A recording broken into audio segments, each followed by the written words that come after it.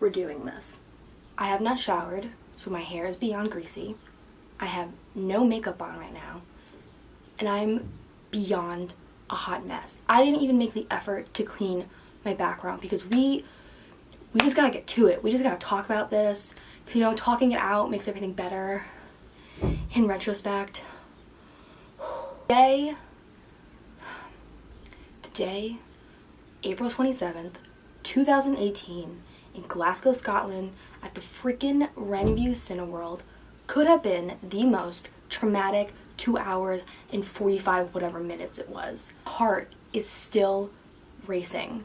My face is still like overheating and like clammy, and to be completely honest, I smell like a fucking locker room. Like the amount of sweat that I was sweating.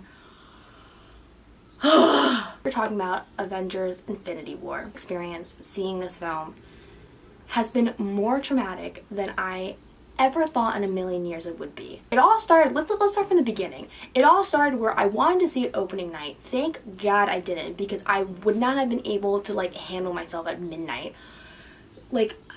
So I got to the theater and I realized that I bought tickets for the wrong day. And I was like, what do you mean the wrong day? It premieres on the 27th. Well, apparently not in the UK. It premiered on the 26th. So I'm a day late here, but whatever. So I mildly cried on my way home from the theater. But I managed to get tickets for the showing at 11 a.m. Let me just say, I don't really know a good time to see this movie. Because honestly, having seen it in the morning, it kind of now has ruined my day. But then I feel like if you see it at night, you won't be able to go to sleep. And you're probably thinking, Mariana, you are being so dramatic right now. I am not. Let me give you my standpoint. This movie is marking 10 years of Marvel. I am proud to say that I'm a fan that has been with this since the beginning. I've been here the full 10 years. For Marvel and Kevin Feige and the Russo's brothers to pull the shit that they did with this film ain't okay. Ain't okay. I don't know how to feel right now. Basically, I, as a fan, also am aware that no one wants spoilers. I'm not gonna spoil anything big. I am going to talk about a couple of details. So in my thumbnail, and right now I will say, if you don't want to know those little details, then don't watch this video. Stop it right now. Right now, just stop. Don't keep watching.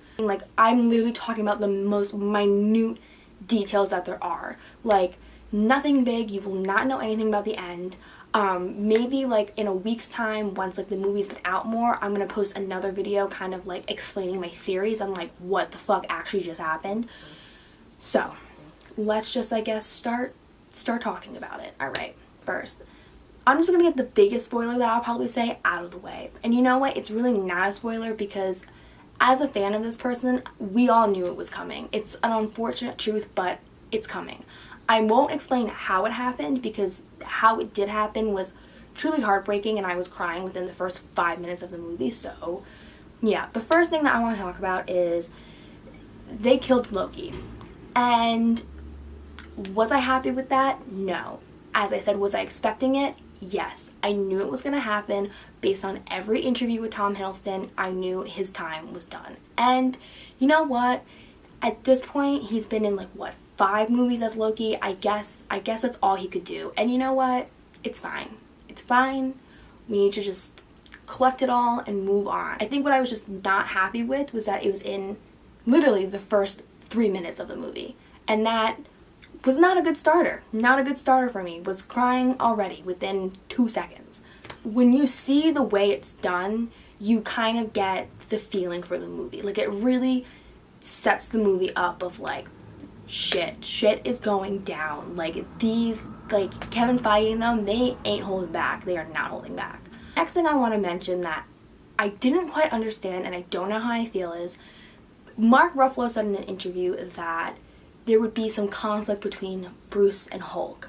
And I didn't exactly know what he meant by that. And basically what he means by that is you don't really see the Hulk, truly at all in the film. And that kind of pissed me off. Like, not thinking that, like, the Hulk would have made truly a difference, because, like, when you do see it, you realize, like, it wouldn't have. But I felt kind of cheated. Like, there was really no scenes, like, of him, like, becoming the Hulk. And, like, I don't know, those are, like, monumental moments, I feel like. So that was really interesting, and I don't know exactly, like, where they're going with that. Like, are we just never going to see the Hulk again, or, like, what? I don't know. Like, it was very weird, and, like, it was weird to see Bruce trying to fight, like, as Bruce. It's like you're almost, like, too nerdy to do that. Like, not in a mean way, but, like, kind of. Cameos. There were a lot of speculations of certain people being in the film, and if you follow those speculations, I'm here to confirm that they were correct. Peter Dinklage is in the film, which is pretty fucking cool. I was not expecting that. I'm not gonna reveal, like, the character that he is or what kind of, like, role he plays in the film, but he is in fact in it, and I was very impressed by that. And I think I'm interested in maybe if he'll come back. I don't know, probably not, but that was really cool to see him. There also was a moment when, I don't remember his name, I'll insert it right here, and a picture of him, but it's the villain from Captain America, the guy that's played by Hugo Weaving. He somehow appears, and I'm still very confused on how he got there, because I don't remember, like, the ending of Captain America, so I have to go back and rewatch that. But that was interesting for him to, like, reveal himself. I was not ready for that. I don't know, it was just really interesting how they, not like in a cheesy, like, bump-ba-da-da way, they, like, really, like, slowly integrated these cameos to, like, not make, like, a big hoopla about it. I feel like this video is going to be, like, more or less kind of boring, because, like, I'm saying some things, but I'm really not revealing anything. Another cool thing that I just liked, because I'm here in Scotland, is that there's a shout out to Scotland. The scene you'll see where two particular characters are in Edinburgh, actually, and they talk about going to Glasgow. It's really interesting, because then there begins to be, like, a fight sequence, like, clearly in Edinburgh Waverley train station, which is somewhere I go in and out of all the time. So I thought that was really cool. I'm really interested, though, where they actually shot it, because obviously it was not there, so I wonder if it was just, like, a whole set that they made. As a fan of Black Panther, like, there's a sequence, and you see in the trailer, where they fight in Wakanda, and I gotta say, it was so epic. Like, it was beyond, like, I was getting chills. And there's a part in it where strong female fighters come together and they just kick ass together, and it was just, like, such an empowering moment. And, like, those rumors, like, of an all-women's Avengers film, like, can we make that happen? Can we make that happen? I'm trying to think of, like, any other, like, that big spoilers that I can reveal. I'm still, like, grasping everything that happened. Like, I cannot believe it happened. Like, oh my god. Like, I literally just came back from the movie theater. That's what I mean, where, like, I'm still sweaty and smelly. I still don't have makeup or anything with my hair, because I literally woke up this morning, went straight to the theater, watched this film, and now don't know what to do with the rest of my day. Last two things I think I'm gonna say are, one, as traumatic as it was a really good film. And it makes me happy, because since being here, I have encountered a lot of people that are like, oh, I hate the, like, Avengers movies. Like, they're such, like, stupid big blockbusters, and they have, like, no substance. Blah, blah, blah. After seeing this film, you can't use that argument anymore. The plot line and the decisions made by Marvel were obviously traumatic, but also genius in really progressing the story. And they did such a good job of bringing everyone together, where everyone got their moment to shine. There was no real moment where someone, like, stole the show. It must have taken, like, a lot of time to, like, figure out and make sure that everyone, like, as I said, just gets their moment.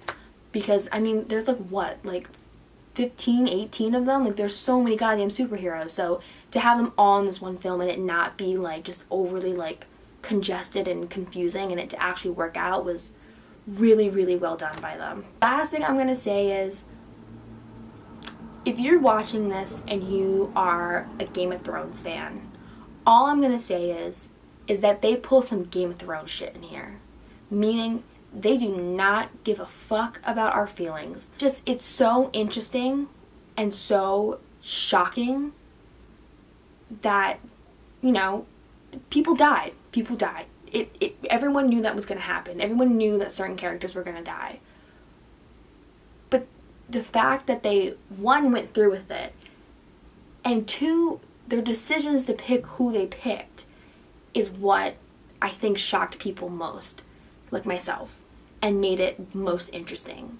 Because that's where, when, like, a week goes by and I come back to my next video, I'm going to try to understand, because their choices of who they kill off is definitely very systematic. There's definitely a connection and just like an algorithm to who they choose, because like I don't know. I can't explain it. Like I don't know. I think that's all I'm going to say. I don't want to reveal anymore. I think I'm just going to leave it at that. If you are a fan of Avenger films, see this movie, but I'm forewarning you, you will come out of that theater crying, sweating, and just overall confused on life. If you're not a fan, I still recommend seeing it, because this might sound really cheesy, but like this is like borderline cinematic history. Like the things to show their progression of their 10 years and to come to this catalyst moment and do what they did is insane. Is actually insane. So I highly recommend seeing it. It's great fun to a certain degree, and yeah, all over the place. I think I'm gonna nap and then go get some food. Maybe shop and do some retail therapy too, because I'm so distraught right now with life. Okay. Like and subscribe, I guess. Okay. Bye.